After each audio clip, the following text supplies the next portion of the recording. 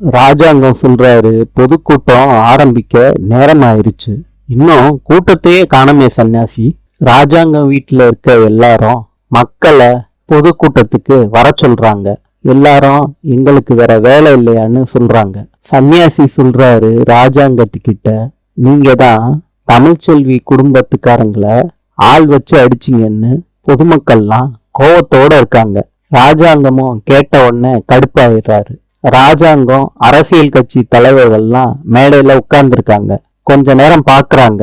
ஆளு வரலாட்டி நம்ம நம்ம வீட்டுக்கு கிளம்பிடலான்னு சொல்றாங்க. அப்ப ஒரு பாட்டு சத்தம் கேக்குது. ராஜாங்கம் திரும்பி பாக்குறாரு. தமிழ் நடந்து வர்றாங்க பாடிக்கிட்ட.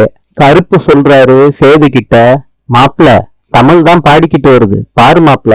சேதுவும் பாக்குறாரு தமிழ் செல்விய. மேடையில நின்னு பாடுறாங்க தமிழ். அதை கேட்டு ஊரு ஜனங்கள்லாம் வர்றாங்க. வந்து உட்கார்ந்து கேக்குறாங்க பாட்ட. தமிழ் சொல்றாங்க, என்னோட அப்பாவை ரவுடியை ஏவி என் மாமனாரு அடிச்சாருங்கிறது பொய். நீங்க வாக்களிக்க வேண்டிய சின்னம் மோதிர சின்னம். எல்லாரும் சொல்லுங்க, மோதிர சின்னம். அதான் நீங்க வாக்களிக்க வேண்டிய சின்னம். ராஜாங்கம் தமிழோட திறமைய பார்த்து கை தட்டுறாரு, தன்னையே மறந்து. எல்லாரும் கை தட்டுறாங்க தமிழோட பேச்சு திறமைய பார்த்து. இன்று பனாமாசின் நாணயம் டாலர். நாளை சந்திப்போம்.